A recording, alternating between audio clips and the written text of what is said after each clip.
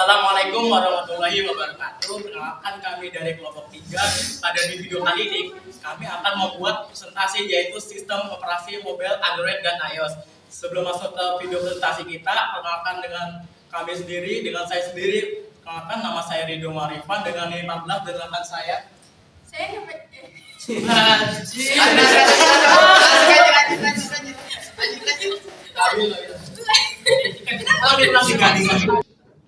Satu, dua, tiga. Assalamualaikum warahmatullahi wabarakatuh. Perkenalkan kami dari kelompok 3. Pada di video kali ini kami akan membuat video presentasi yaitu sistem operasi mobile Android atau iOS. Sebelum masuk ke video presentasi, izinkan kami perkenalkan terlebih dahulu dengan saya sendiri Ridho Marifan dengan NIM 14 dan rekan saya. Saya dengan NIM 08. Saya Martin Nugroho dengan NIM 19. Saya Nurlaila Kamaria dengan NIM 02. Saya Nabila Safitri dengan NIM 32. Saya Imadi Arya dengan NIM 27. Saya Muhammad Jalakuri dengan NIM 33. Baik, selanjutnya akan ke video presentasi kita. Dengan materi pembahasan kami dari pertama latar belakang, lalu rumusan masalah, tujuan penelitian, manfaat penelitian, pengertian sistem operasi, pengertian Android dan iOS, lalu kelebihan dan kekurangan Android dan iOS, fungsi tugas sistem operasi mobile Android atau iOS, teori terkait sistem operasi mobile Android atau iOS, jenis-jenis Android dan iOS, lalu fragmentasi Android dan stabilitas iOS, lalu yang terakhir adalah pengujian dan hasil praktikum. Selanjutnya akan dipresentasikan oleh rekan saya. Oke, baik, yang pertama di sini ada latar belakang. Pengembangan teknologi memperluas perangkat komputasi ke mobile seperti smartphone dan tablet. Sistem operasi pada perangkat ini memastikan aplikasi berjalan optimal, sumber daya terbagi efisien, dan pengalaman pengguna lancar. Android dan iOS adalah dua sistem operasi mobile yang dominan menguasai pasar global dan menjadi platform utama pengembangan aplikasi. Nah, Android itu dikembangkan oleh Google sebagai platform terbuka yang bisa digunakan oleh banyak produsen. Sementara iOS dikembangkan oleh Apple dengan sistem tertutup dan eksekutif hanya untuk perangkatnya saja.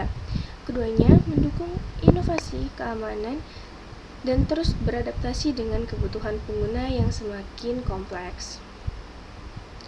Selanjutnya, ada rumusan masalah. Yang pertama ada apa masalah utama dalam sistem operasi mobile Android dan iOS? Apa saja fitur-fitur sistem operasi dan iOS? Apa saja keunggulan dan kelemahan sistem operasi Android dan iOS? Selanjutnya ada tujuan penelitian. Yang pertama, agar mahasiswa dapat mengetahui masalah utama dari sistem operasi mobile Android dan iOS, agar mahasiswa dapat mengetahui fitur-fitur sistem operasi mobile Android dan iOS. Yang terakhir ada agar mahasiswa dapat mengetahui keunggulan dan kelemahan mobile Android dan iOS. Selanjutnya akan dijelaskan oleh rekan saya. Jadi selanjutnya saya akan membahas tentang manfaat penelitian. Jadi apa sih manfaat penelitiannya? Yaitu penelitian ini membantu mahasiswa memahami cara kerja sistem operasi mobile, perbedaan antara Android dan iOS, serta cara mengatasi masalah teknis dalam pengembangan aplikasi. Selain itu, penelitian ini melatih kemampuan analisis dan kritis dalam menyusun laporan studi kasus yang sistematis sesuai dengan standar ilmiah. Selanjutnya ada apa sih sistem operasi? Jadi definisi sistem operasi sendiri adalah perangkat lunak yang menjadi penghubung antara pengguna dan perangkat keras komputer. Ia mengelola semua sumber daya yang ada dalam komputer seperti prosesor, memori, perangkat penyimpanan, input-output, serta menyediakan antarmuka yang mempermudah pengguna atau program lain untuk berinteraksi dengan perangkat keras tersebut. Jadi juga ada peran penting SO dalam perangkat keras dan perangkat lunak. Jadi ada 6. Yang pertama ada manajemen perangkat keras, yaitu bagaimana sistem operasi mengatur segala perangkat keras yang ada dalam laptop ataupun komputer. Contohnya seperti prosesor, RAM, SSD, hard disk, dan juga graphic card, dan yang lain-lain. Dan selanjutnya ada manajemen proses, bagaimana sistem operasi mengatur segala input-output yang terjadi dalam komputer agar dapat diproses dengan baik dan menghasilkan output yang baik. Selanjutnya ada manajemen memori. Nah, manajemen memori itu adalah bagaimana komputer membagi memori ke berbagai partisi agar pengguna dapat dimudahkan untuk mencari file-file yang dibutuhkan, file-file yang penting dapat disimpan dengan baik. Selanjutnya ada manajemen sistem file. Jadi bagaimana sistem operasi dapat menyimpan file-file sistem ke dalam suatu tempat yang aman. Jadi dia mengatur semua sistem file itu di dalam sebuah folder yang ada dalam memori komputer atau laptop tersebut. Selanjutnya ada antarmuka pengguna. Jadi antarmuka pengguna ini bagaimana sistem operasi dapat mengatur GUI user interface dalam komputer atau laptop agar dapat dimudah digunakan oleh pengguna. Jadi kalian sudah sering lihat untuk antarmuka penggunanya seperti Windows, Linux, dan Mac. Selanjutnya ada keamanan. Bagaimana sistem operasi dapat menjaga keamanan. Pertama, keamanan dari privasi dari pengguna dan juga keamanan dari serangan-serangan cyber security ataupun virus. Baik, selanjutnya saya akan menjelaskan apa itu Android dan iOS. Jadi, Android itu adalah sistem operasi seluler berbasis Linux yang dikembangkan oleh Google, dirancang khusus untuk perangkat layar sentuh seperti smartphone dan tablet. Android juga menawarkan fleksibilitas yang tinggi dan ekosistem aplikasi yang sangat luas. Nah, jadi di Android ini dikembangkan softwarenya oleh Google sendiri, dirancang khusus untuk perangkat layar sentuh seperti smartphone dan tablet. Android juga menawarkan fleksibilitas yang tinggi dan ekosistem aplikasi yang membuat sangat luas. Jadi Android ini banyak platformnya sehingga banyak diminati gitu. Kemudian iOS. iOS itu singkatan dari iPhone Operating System, yang adalah sistem operasi seluler yang dikembangkan oleh Apple Inc. Secara khusus, untuk perangkat kerasnya, iOS dikenal dengan antarmuka pengguna yang intuitif, desainnya elegan, dan integrasi yang seamless antara perangkat Apple. Nah, jadi iOS ini dikembangkan softwarenya oleh perusahaannya sendiri, yaitu Apple Inc. Jadi, dirancang khusus perangkat kerasnya, dengan dikenal antarmuka pengguna yang intuitif, desainnya elegan, dan integrasi yang seamless antara perangkat Apple. Kemudian, sini ada kelebihan dan kekurangan Android dan iOS. Jadi, di Android ini kelebihannya yaitu fleksibel, banyak pilihan perangkat, harga bervariasi, ekosistem aplikasi luas. Nah, jadi di Android ini kelebihannya fleksibel, bebas, banyak pilihannya. Seperti Samsung, Oppo, baru Infinix, Poco, Xiaomi, dan yang lain. Kemudian harga bervariasi. Nah, harga Android ini cukup bervariasi ya. Mulai dari 300 ribuan tuh kita sudah dapat Android. Kemudian 1 juta, 1 juta, 2 juta ke atas, dan sampai 10 juta ke atas itu bervariasi harga-harganya.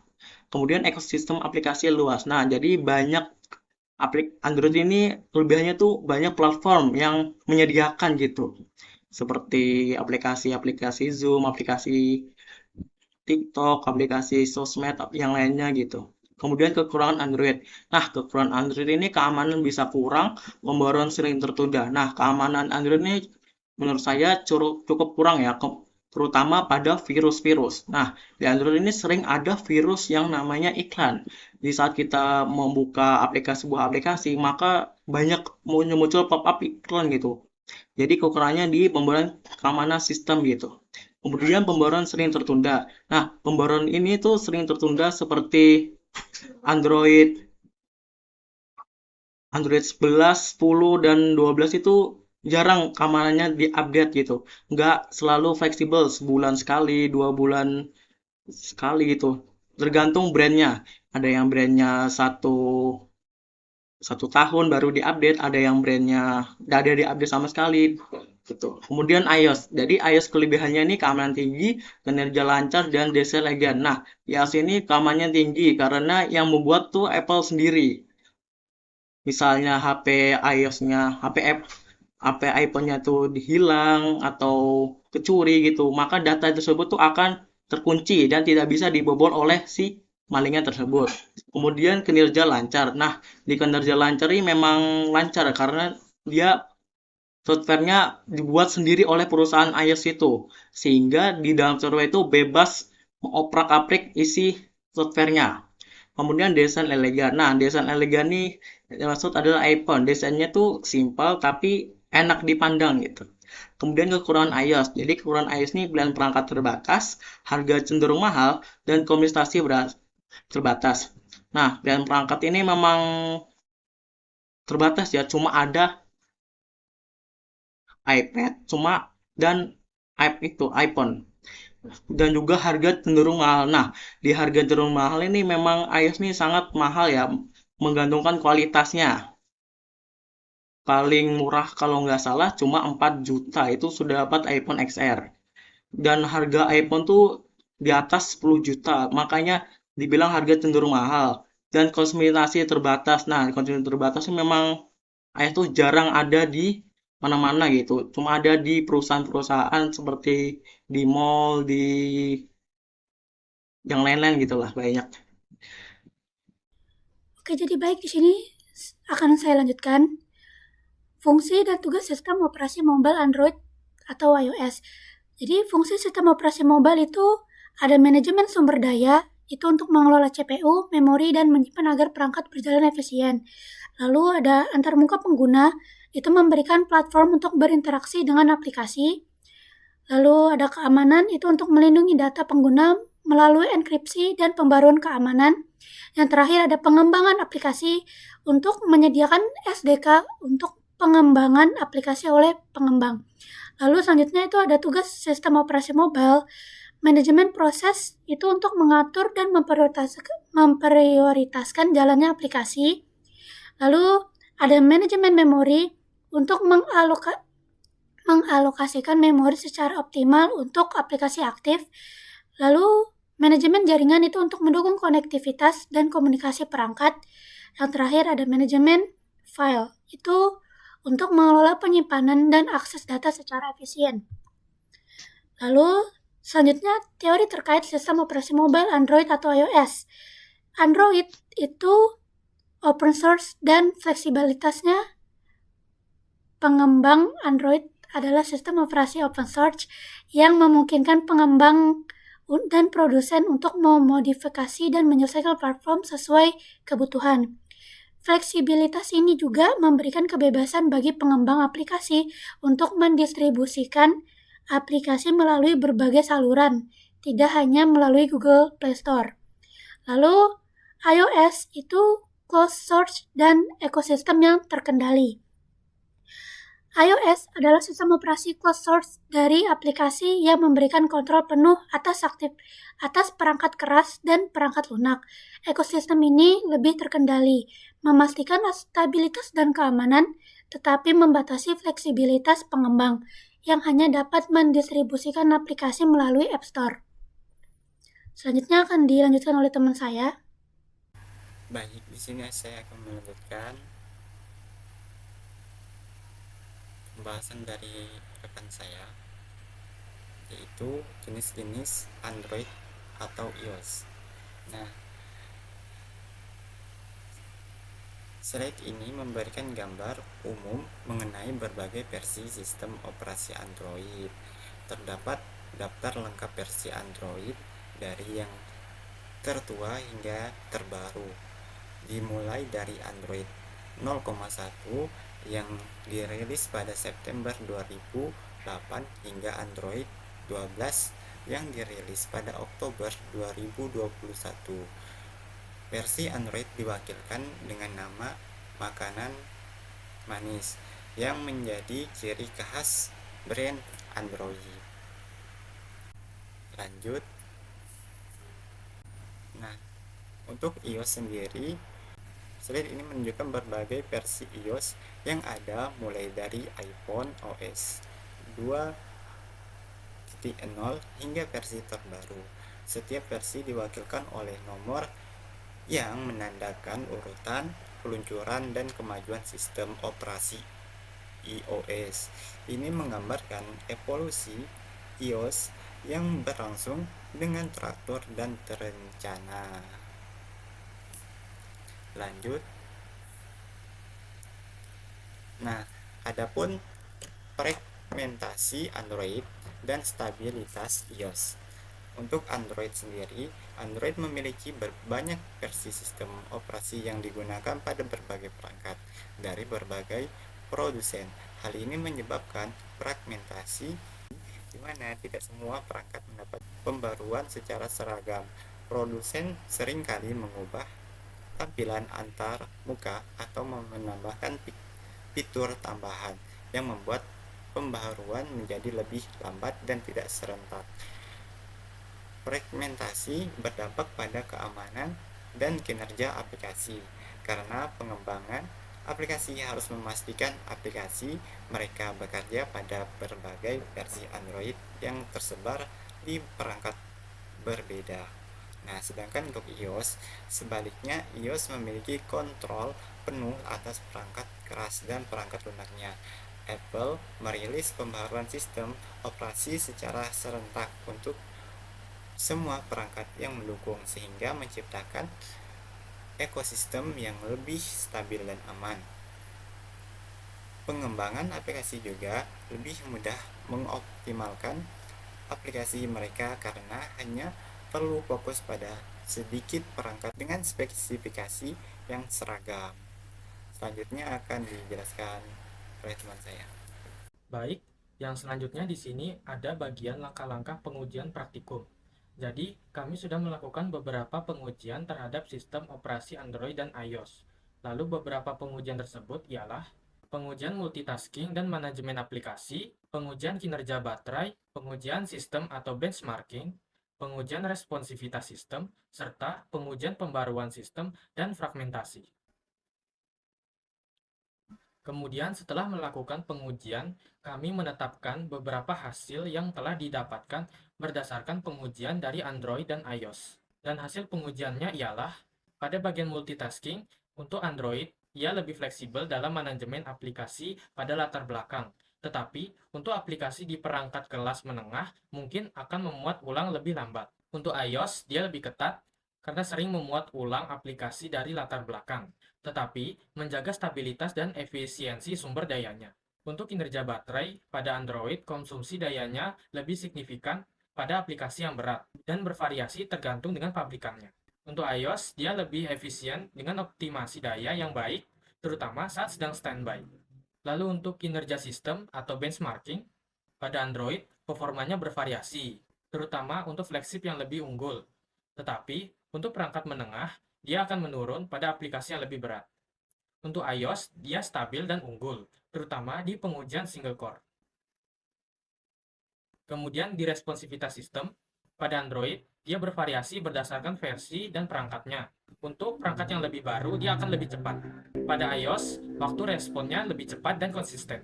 Untuk pembaruan sistem, pada Android, fragmentasinya lebih tinggi karena banyak perangkat yang tidak menggunakan versi terbaru. Untuk iOS, distribusi pembaruannya seragam di semua perangkat. Baik, mungkin itu saja materi dari kelompok kami. Selanjutnya akan dibawakan oleh rekan saya. Lalu kesimpulannya, laporan ini membandingkan Android dan iOS dari aspek manajemen sumber daya, fragmentasi, multitasking, dan keamanan. Android menghadapi tantangan fragmentasi karena berbagai versi OS digunakan di banyak perangkat, mempengaruhi kompatibilitas aplikasi, kinerja, dan keamanan. Sementara itu, iOS memiliki ekosistem yang lebih terkendali dengan pembaruan seragam, menghasilkan pengalaman pengguna yang lebih konsisten dan aman. Pengembang aplikasi Android perlu mengoptimalkan untuk beragam perangkat, sedangkan pengembang iOS dapat fokus pada lebih sedikit perangkat dan versi. Baik, setelah kita menjelaskan sistem operasi mobile Android dan iOS, jadi kita di sini akan praktek cara mengoperasikan Android di Windows. Langsung saja ke videonya.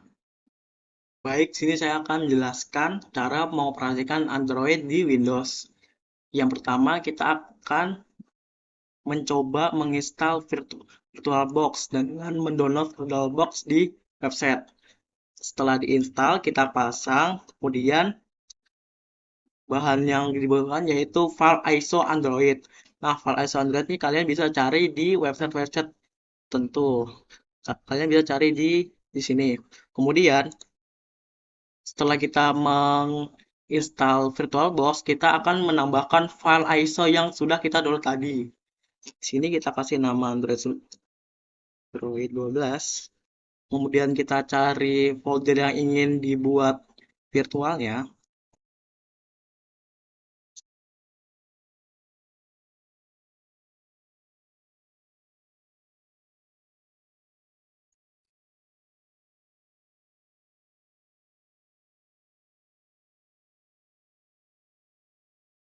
Nah, setelah kita buat folder, kita masukkan ISO yang kita sudah download.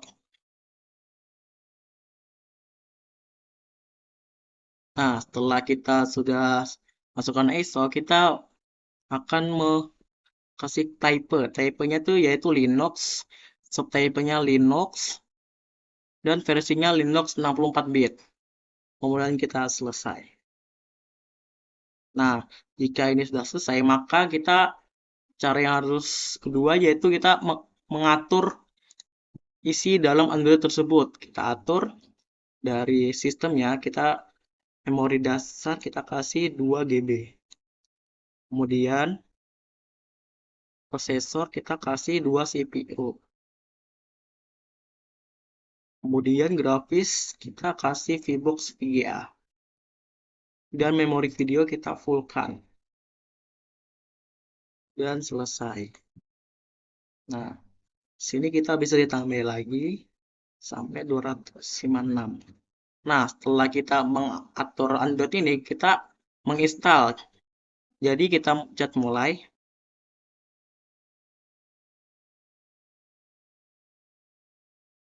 Sini cukup lama ya installnya karena butuh makan waktu, tergantung spek si laptop gitu.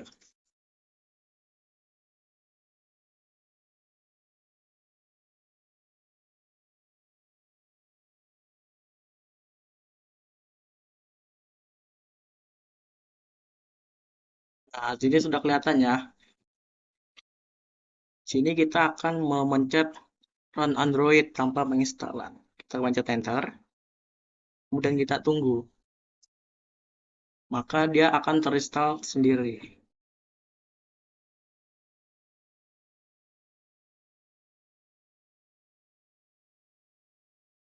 Nah, setelah terinstall begini, berarti tandanya sudah selesai bahwa Android ini sudah terinstall di VirtualBox.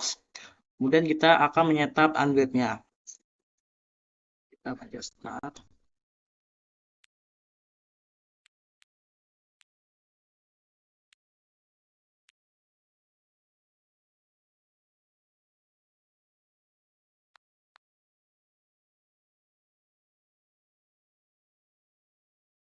Nah, berarti ini sudah selesai tampilan men-setup Android. Sini kita bisa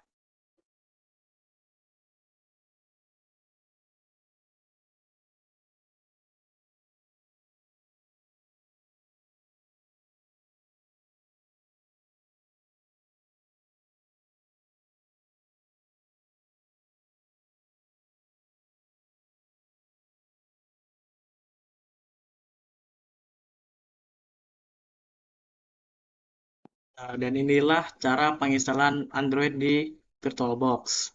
Jadi kita bisa muter musik, buka YouTube, buka Play Store, dan lain-lain gitu. Seperti di pada HP umumnya. Mungkin itu saja isi dari cara pembuatan Android di Windows, di VirtualBox.